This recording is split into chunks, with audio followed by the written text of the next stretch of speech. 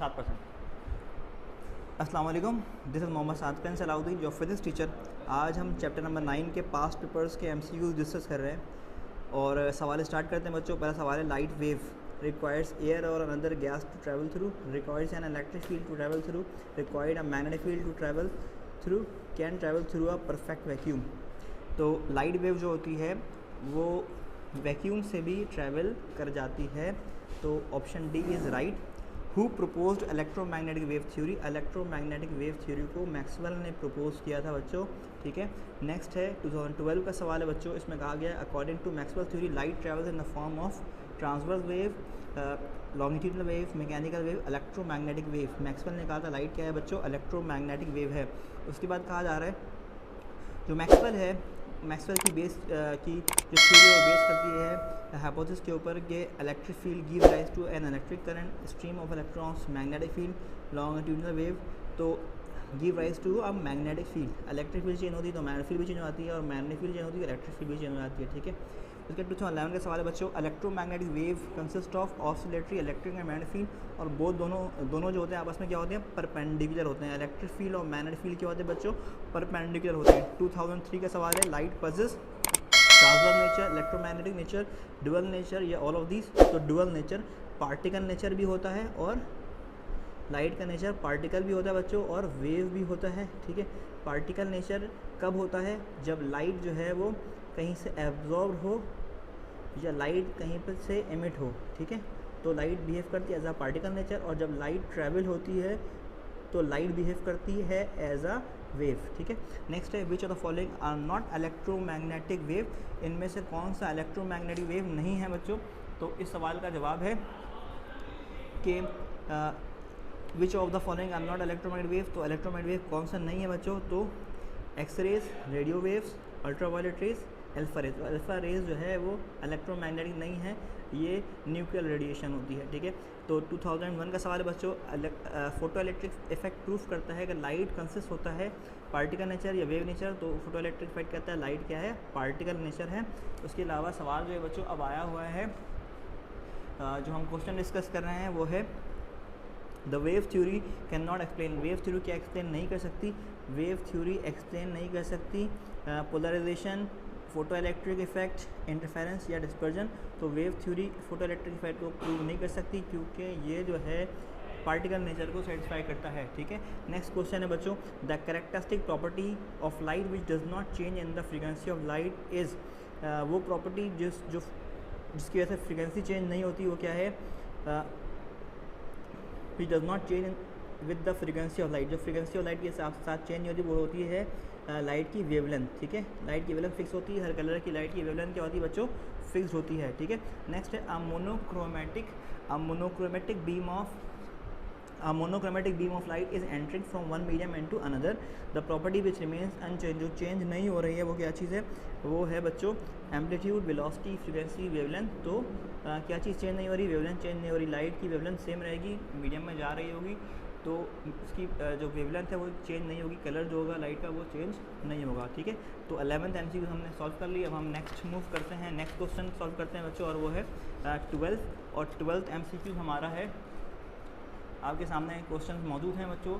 तो हम 12th MCQ solve कर रहे हैं, और MCQ है the property of light wave which that leads to the accumulation of colour, ठीक है। कलर कौन बताता है, वेवलेंथ बता रहा होता है लाइट का, ठीक है। नेक्स्ट है बच्चों हमारा वो है, इनकम्प्लीट इलेक्ट्रोमैग्नेटिक स्पेक्ट्रम विच और the following has lead frequency, सबसे कम फ्रीक्वेंसी किसकी होती है, जिसकी सबसे ज़्यादा वेवलेंथ होगी उसकी कम फ्रीक्वेंसी होगी। तो सबसे लीस्ट फ्रीक्वेंसी, मतलब फ्रीक्वेंसी और वेवलेंथ आपस में इनवर्स सेशन में है, तो सबसे कम वेवलेंथ किसकी है बच्चों, गैमा रे की है। गैमा की वेवलेंथ सबसे कम है, तो उसकी फ्रीक्वेंसी सबसे उसकी दोबारा बताता हूँ मैं आपको बच्चों, फ्रीक्वेंसी और वेवलेंथ आपस में इनवर्स रिलेशन में है, ठीक है। फ्रीक्वेंसी और वेवलेंथ आपस में इनवर्स रिलेशन में, तो सबसे ज़्यादा जिसकी जो है वो सबसे कम वेवलेंथ सबसे ज़्यादा फ्रीक्वेंसी, और सबसे कम वेवलेंथ ज़्यादा फ्रीक्वेंसी, तो कम वेवलेंथ ढूंढना है हमने। कम वेवलेंथ सबसे ज़्यादा अगर हम देखेंगे बच्चों किसका है, तो इंफ्रारेड का वेवलेंथ सबसे कम है, ठीक है। नेक्स्ट है, the wavelength 1000 angstrom belongs to, 1000 angstrom किससे बिलोंग करता है, कौन सा रेंज है बच्चों, तो ये है हमारा अल्ट्रा वायलेट स्पेक्ट्रम, ठीक है। इसके बाद नेक्स्ट है इन प्लांक्स कांस्टेंट एच क्या है, एच की वैल्यू जो होती है, अच्छा इसकी आपको एच इसमें बताया गया, एच की वैल्यू ये है हमारी, ठीक है। और एनर्जी कितनी होगी इसकी, वेवलेंथ कितना है आपका 160 नैनोमीटर, ठीक है। तो आपको फॉर्मूला पता है E is equal to H nu, formula मौजूद है बच्चों आपके सामने, E is equal to H nu और फ्रीक्वेंसी होता है सी अपॉन लेमडा, ठीक है। फ्रीक्वेंसी क्या होता है सी अपॉन लेमडा। तो बच्चों आपको सॉल्व करना है इसको, तो मैं सॉल्व कर रहा हूँ, देखिएगा एच की वैल्यू आपके पास मौजूद है, कैलकुलेटर भी देखिएगा साथ साथ कि आपके सामने h की वैल्यू है 6.625 एक्सपोनेंट माइनस 34, ठीक है, मल्टीप्लाई बाय सी 3 एक्सपोनेंट 8, और जो आंसर आएगा उसको हम वेवलेंथ से डिवाइड कर देंगे। तो वेवलेंथ हमारे पास आया हुआ है यहाँ पर 160 नैनोमीटर, तो डिवाइड बाय जो आंसर आया उसको हम डिवाइड कैसे करेंगे 160 और नैनो के लिए 10 की पावर माइनस 9 लगा देंगे, ठीक है। तो वैल्यू आ रही 1.24 exponent minus 18, 1.24 exponent minus 18 already highlighted है बच्चों, ठीक है।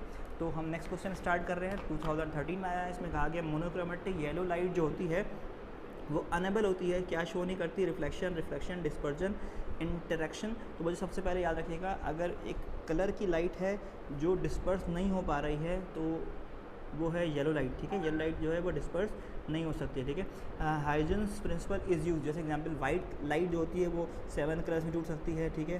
तो येलो लाइट जो है वो कलर्स में टूट नहीं सकती है, ठीक है। Huygens principle is use to, Huygens principle क्या बताता है हमें, determine the speed of light, express polarization, locate the wave front.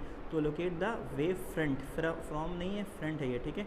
Option C is right. Next है बच्चों, नेक्स्ट क्वेश्चन है हमारा, the locus of all point the same state of vibration as known, इसको हम बोलते हैं वेव फ्रंट। के medium के मॉलिक्यूल्स में जहाँ जहाँ सेम टाइप की वाइब्रेशन होती है उसको हम बोलते हैं वेव फ्रंट, ठीक है। Wave front near the point source, अगर सोर्स नियर होता है, हमें पता है सोर्स कहाँ है, तो वहाँ बनता है स्फेरिकल वेव फ्रंट बनता है बच्चों, ठीक है।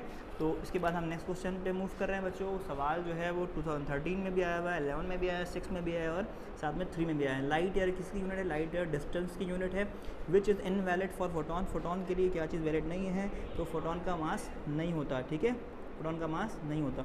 तो वो जो तो following phenomena can not be explain on the particle nature of light, particle nature of light किस फिनोमेना को बता नहीं सकती। तो पार्टिकल नेचर जो है फोटोइलेक्ट्रिक बता सकता है बच्चों, कॉम्पटन इफेक्ट बता सकता है, पेयर प्रोडक्शन बता सकता है, तो इंटरफेरेंस नहीं बता सकता क्योंकि इंटरफेरेंस जो है वो वेव की प्रॉपर्टी है, ठीक है। नेक्स्ट है बच्चों, two light waves meet at the time when one of has the instantaneous amplitude A and the other has the instantaneous amplitude B, their combined amplitude is. तो इसकी कंबाइंड एम्पलीट्यूड जो होगी वो लाई करेगी between A plus B and A minus B. Next है double slit experiment जो है वो सजेस्ट किया था यंग ने, in order to obtain monochromatic light, destructive interference, constructive interference, face coherence. तो बच्चों यहाँ पर उसने जो है वो क्या ऑब्टेन करना था, उसने ऑब्टेन करना था वेवलेंथ फाइंड करनी थी, मींस मोनोक्रोमेटिक लाइट, ठीक है। अच्छा नेक्स्ट है in Young double slit experiment the fringe spacing जो होती है वो लैम्डा एल अपॉन डी होती है, तो लैम्डा एल अपॉन डी जो है ऑप्शन बी सही है। इसके बाद सवाल में कहा गया है दो मोनोक्रोमेटिक लाइट है जिसकी वेवलेंथ सेम है और वो ट्रैवल कर रही है मीडियम से, they can interfere destructively provided their difference is. तो बच्चों अगर याद होगा आपको तो आपको पता होगा उसका डिस्ट्रक्टिव का फॉर्मूला होता है m plus half lambda. Path difference की कंडीशन क्या होती है, पार्ट डिफरेंस की कंडीशन होती है m प्लस हाफ लेमडा। तो बच्चों यहाँ पर अगर हम इसको देखें तो इसका जो ऑर्डर बनता है वो बनता है हाफ लेमडा, ठीक है।